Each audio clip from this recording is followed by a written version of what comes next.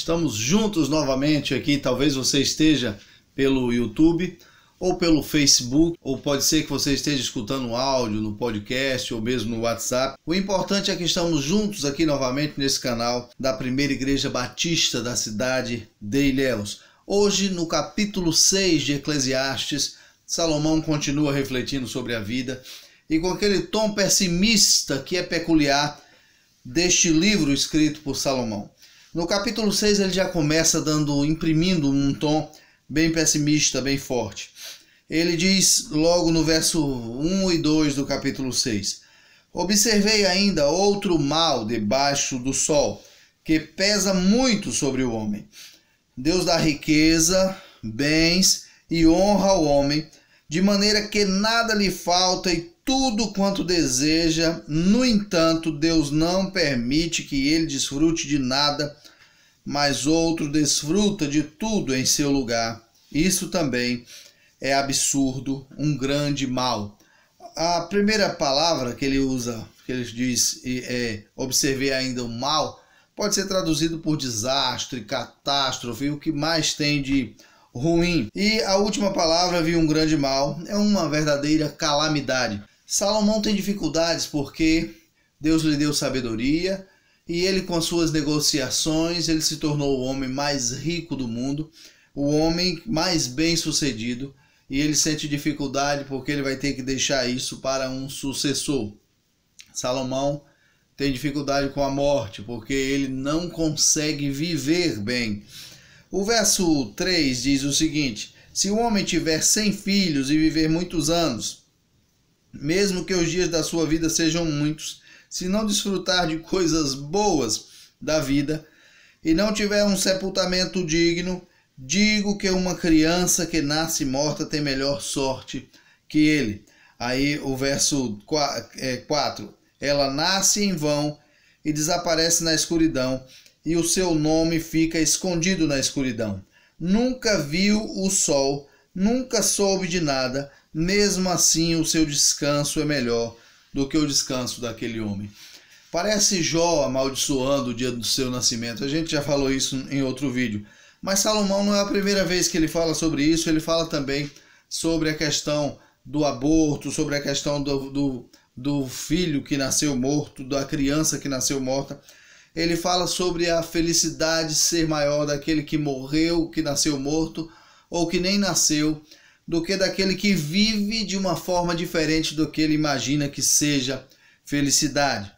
E no capítulo 4, verso 2 e 3, ele diz: Por isso considerei os mortos mais felizes do que os que ainda vivem, e muito mais feliz do que ambos é o que ainda não nasceu, que não viu o mal que se faz debaixo do sol. Salomão continua imprimindo um tom muito pessimista a este livro. E ele vai dizer o seguinte, vai trabalhar a questão do apego aos bens, do trabalhar demais, como foi dito nos últimos capítulos.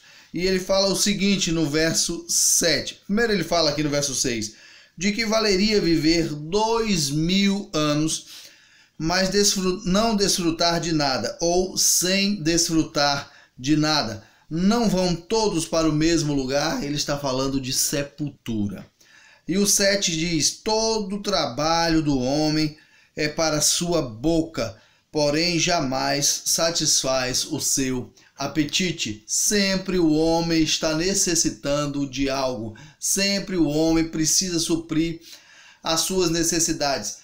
Então precisa trabalhar mais e precisa ganhar mais, e precisa trabalhar mais e precisa ganhar mais. O grande problema é que o homem não se satisfaz. E às vezes essa falta de satisfação nada tem a ver com necessidades básicas, tem a ver com apego. Apego a dinheiro, apego a riquezas, apego a juntar, apego a ter, a possuir. O capítulo 5, verso 10, ele já falou algo sobre isso, quando ele diz: quem ama o dinheiro nunca terá o suficiente. Está vendo que não dá para se satisfazer? Por causa do amor ao dinheiro, que a Bíblia já nos ensina que é a raiz de todos os males. Então, quem ama o dinheiro nunca terá o suficiente. Quem ama a riqueza nunca ficará satisfeito. com o lucro. Isso também é vaidade, ou isso também é ilusão. Ele tem ilusão e vaidade como sinônimos. O verso 8, ele diz: que vantagem tem o sábio sobre o tolo? Que vantagem tem o pobre em saber portar-se diante dos outros? Aí no 9, ele fala: melhor é contentar-se com o que os olhos veem do que ir atrás dos desejos. Isso também é ilusão e perseguir o vento, talvez com a mesma ideia de insatisfação. Os desejos são muitos e por mais que se conquiste, eles não conseguem ser supridos. Isso, aliás, é a tônica desta vida aqui. Pessoas que quanto mais têm, mais buscam, mais querem, e é uma busca desenfreada pelo ter. O consumismo tem tomado conta do mundo. E este momento é um momento interessante, porque é um momento em que as pessoas têm sentido dificuldade de consumir, têm guardado, não têm se permitido gastar de maneira desenfreada, exatamente por conta da necessidade. Como a necessidade nos ensina, a provação produz paciência, paciência produz experiência, e a experiência produz esperança. Como é bom passar em algum momento por alguma dificuldade. O verso 10: seja o que for, já foi chamado pelo nome há muito tempo e já se sabe o que acontecerá ao homem. Ele está falando do caminho certo para a morte. Aí ele diz: ninguém pode lutar contra alguém mais forte, porque quem pode vencer a morte? E aqui esta pergunta é uma pergunta interessante, porque quando a gente diz quem pode vencer a morte, a gente tem essa resposta já no Novo Testamento, quando a gente percebe que Jesus de Nazaré, ele veio, se tornou homem, como diz Filipenses, seja a vossa atitude a mesma de Cristo Jesus, que não tomou por usurpação, por orgulho ser igual a Deus, mas antes tomou a forma de servo, tomou a forma de homem, porque ele se entregou por nós. E ele venceu a morte. Aí a Bíblia nos pergunta: ó morte, onde está o teu aguilhão? Exatamente porque Jesus venceu. E esta pergunta de Salomão é uma pergunta interessante. Ninguém pode lutar contra alguém mais forte. Jesus lutou e Jesus venceu para que nós tivéssemos vitória. Ele está falando exatamente da morte. O 11 ele diz: quanto mais palavras, mais ilusão. Que proveito o homem tira delas?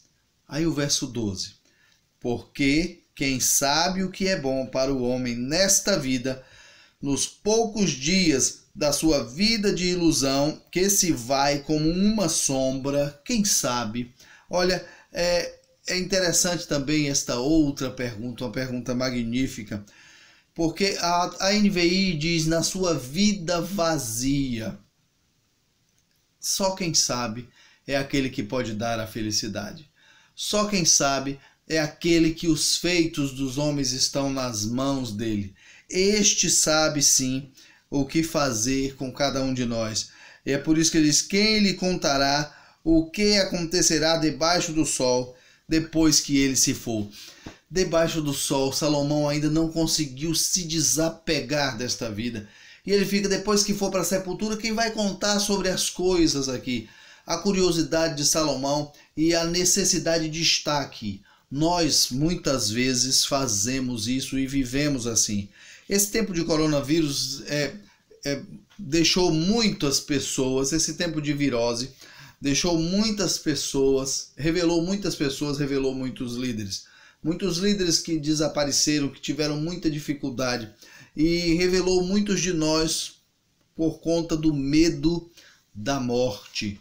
Porque muitos de nós somos muito apegados a esta terra.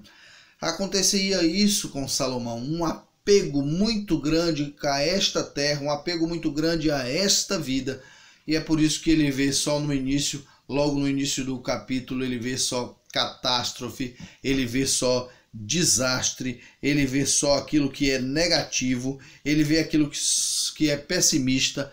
ele só vê calamidade. Ele vê calamidade na sepultura, ele vê calamidade na vivência, porque Salomão não consegue se libertar da ideia de que ele queria estar aqui para todo sempre, para usufruir do fruto do seu trabalho e usufruir das coisas desta vida. É por isso que é necessário a gente compreender que a nossa vida vazia precisa ser preenchida por Deus.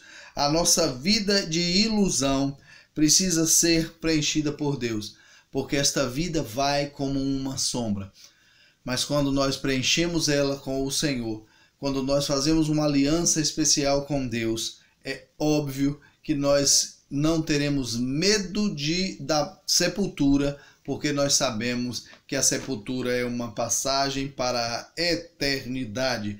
E então estaremos com o Eterno, moraremos com o Eterno, por isso teremos vida no Eterno. Que o Senhor nos abençoe, nos faça compreender melhor que Salomão, que era tão sábio, mas sentiu grande dificuldade com o viver, sentiu dificuldade com a vida, e a sua reflexão sobre a vida traz uma série de pontos pessimistas. Ele vai refletir sobre a morte até o último capítulo, capítulo 12, quando ele faz uma descrição sobre o declínio da vida humana. E é por isso que ele reflete sobre a vida para chegar numa conclusão magnífica que veremos depois. Deus abençoe a sua vida. Obrigado por estar aqui. Obrigado por passar por aqui. Se você ainda não é inscrito, se inscreva. Ative o sininho. Libere todas as notificações. E muito importante, dê o seu joinha, o seu gostei, o seu like, para que a gente também tenha condição de melhorar no canal. Grande abraço. Deus abençoe. Até a próxima, se Deus quiser.